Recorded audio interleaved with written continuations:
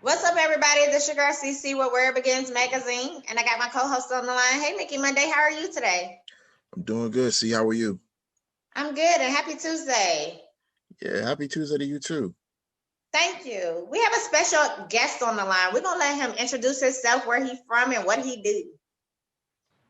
What it do? My name is 1000Wattz. I'm representing Virginia, LXIV squares. Follow me at 1000Wattz. What's good? Hey, 1000 Watts. Well, Hey. what made you go with that artist name? That's like the best grow light there is. If you know anything about growing, that's the greatest grow light. 1000Wattz. Okay. Well, what made you want to be an artist? What motivated you? To be an artist more so, it's basically like I just put my paint on pages. I didn't choose this. This chose me, kind of like, sort of. You know what I'm saying? I was just bored making music, and then everybody was just like start pushing me in a direction. So I just started taking it serious, like within the last year or so. Okay. Definitely. So tell us, since you've been making music for like the past year now, what's some of your like accomplishments or some things that you recently, have been able to achieve since you started, writing music and pursuing this? I mean, basically, my biggest accomplishment right now for real is like the YouTube. Like was like a lot of people got like promotion and marketing and all that stuff behind them. I really don't got nothing behind me, but like word of mouth. I'm not up in the millions, but my last video I did drop hit like 104,000. You know what I'm saying? My following then came up. I started off, you would say, I started off with like 1,000 followers. I'm like at 16,000 followers right now. You know what I mean? I didn't got offers to different situations, but it didn't add up. It didn't make sense. So I didn't go with it. So I just kind of like use my own bread to do my own thing. I'm going to be honest with you. The only thing I really accomplished so far is just getting better. Just getting better. That's what I could basically say for myself, is just getting better as an artist. You know what I mean? Like taking the craft more serious. For sure. I can definitely, see how that could how that could shape you as an artist throughout, you know what I'm saying, throughout the period of you becoming an artist and just truly following your, end up following your talent. You know what I'm saying? I can understand how that could shape you into the artist you are. You understand what I'm saying? I'm with you. Definitely. So you say you're from Virginia, being, because I'm from Maryland, right? I'm outside of DC. I'm in PG.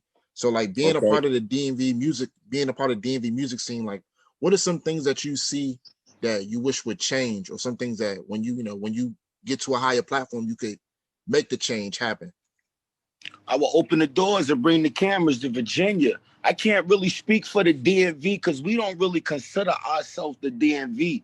You know what I'm saying? The DMV to us is more like DC, Maryland, and Northern Virginia. We Tidewater, the Hampton Roads region. We don't really consider ourselves DMV. We just consider ourselves Tidewater. You know what I mean? Okay. So like basically me, I get put in position. I'm gonna open the door for everybody else that's coming up to get in the game. Nobody's really bringing the cameras here. Nobody's really coming here to put people on that's from here. Everybody here got to find their own way in this game. Ain't nobody opening the doors for us out here. Wow. Okay. Well, what makes your music stand out? What makes your music more creative? What makes you different? I pour pain. I'm reality rap. I don't sit there. I let these youngins know that you're going to die out here, shorty, playing games in these streets. These streets not for everybody. These streets ain't for nobody. Niggas that's really in these streets deep down inside don't even want to be in these streets. So I come from that aspect. I don't come from to let you know that it's about getting money and all. That's bullshit. That's the bullshit.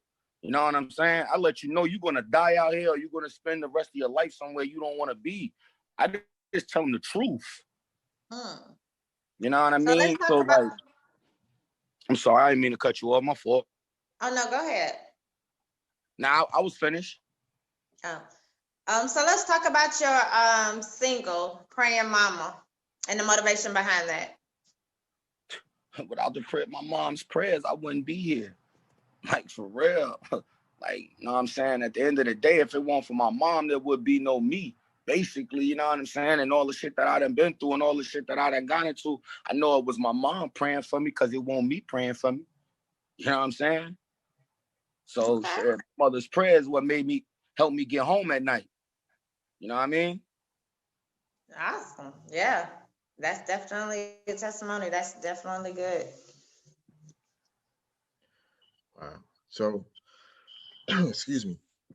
So even with that being said, would you say that your mom is your biggest supporter when it comes to your music, or who are some people that have been influential and, pushing you in the right direction when it comes to pursuing this music, My this mom, talent my in music? biggest supporter with anything. It could be tying my shoes. My mom got my back 100%. You know what I'm saying? My mom is my biggest supporter and everything. But the main person who really pushed me with this music is my brother G-Dub, because he the one that put me in front of the mic. Because I could care less about some rap. I ain't even gonna hold you. You know what I mean? I won't think about no rap. My brother put me in front of that rap. He put me in front of that mic and just kept telling me, right. It don't matter, bro. I was like, man, don't nobody want to hear what I'm talking about. This shit is depressing, man. He said, don't matter, rap, bro. Whatever people can relate to, they like. So just rap, bro. And like, I ain't even gonna hold you, niggas. Just start fucking with shit. Now it was like, it was shocking to me, because like, I was like, damn, because like the shit I talk about to me kind of personally is like, it's job depressing. You know what I'm saying? Sometimes I don't even be wanting to write, because like I can't sit there and give you a I'm happy song. You know what I'm saying? Because shit ain't happy out here. You know what I mean? In the world I'm living in, it's like, it's not really happy. You know what I'm saying? So I can't make happy songs. I'm not a clubbing type nigga, so I don't make club type music. You know what I mean? Right. But my brother G-Dub, he the one put me in front of that mic and he the one stay in my ear to tell me to keep rapping.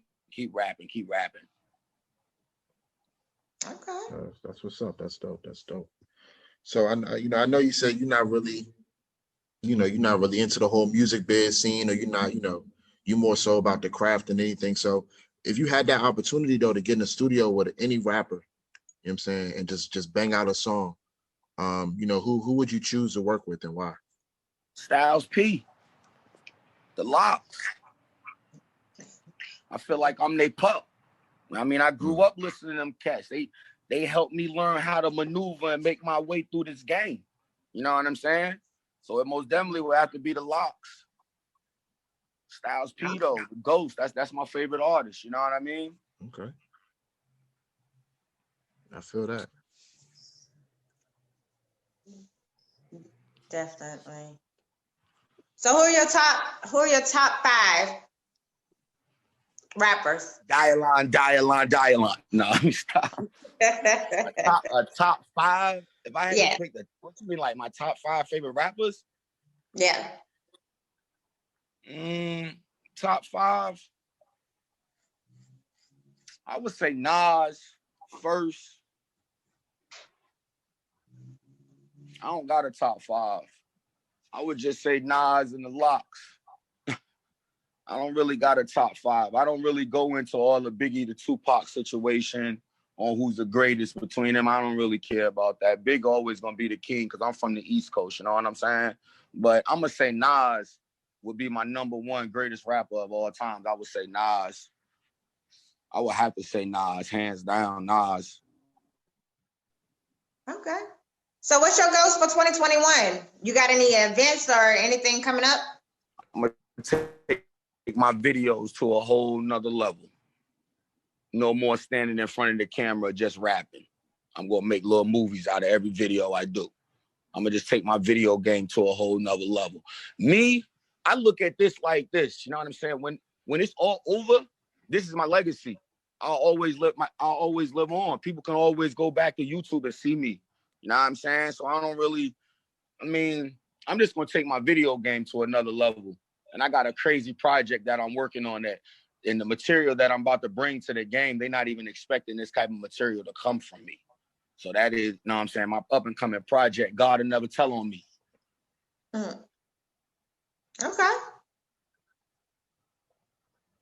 Wow. So normally Why you say wow? Huh? Why you say wow? I was saying wow because I was listening to you and I was like, wow, like that's that's different because you don't hear a lot of people saying that because most dudes do that. You know what I mean? They don't have no creativity when it comes to visuals because all they do is, you know what I'm saying, all they focus on is their image, but they can do that in a photo. They can't animate themselves in a video. So when you said that, I was like, wow, because like I said, not a lot of people are thinking on that wavelength, especially in this area. It's like the way my mind work is, you got to get me to watch you to listen to you. If I don't watch you, I ain't gonna listen to you. So I gotta want to watch you to listen to you, and that's like how the music really work right now. You know what I'm saying? So definitely. I figured I'm gonna do the movie thing. I'm not really into all the guns and all that stupid silly shit. I ain't into all that. You know what I mean? So I'm gonna make little mini movies.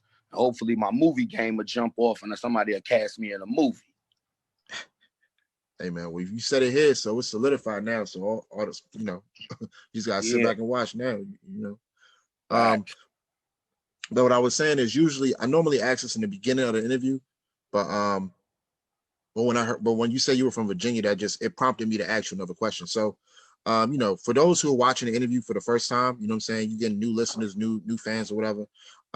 Aside from the single that you just put out, which one of your songs would you pick to introduce them to and why, if they want to get a better feel of who you are as an artist? Other than Praying Mama? Yeah. I got this song coming. I got this video I'm about to drop probably tomorrow called Never Around.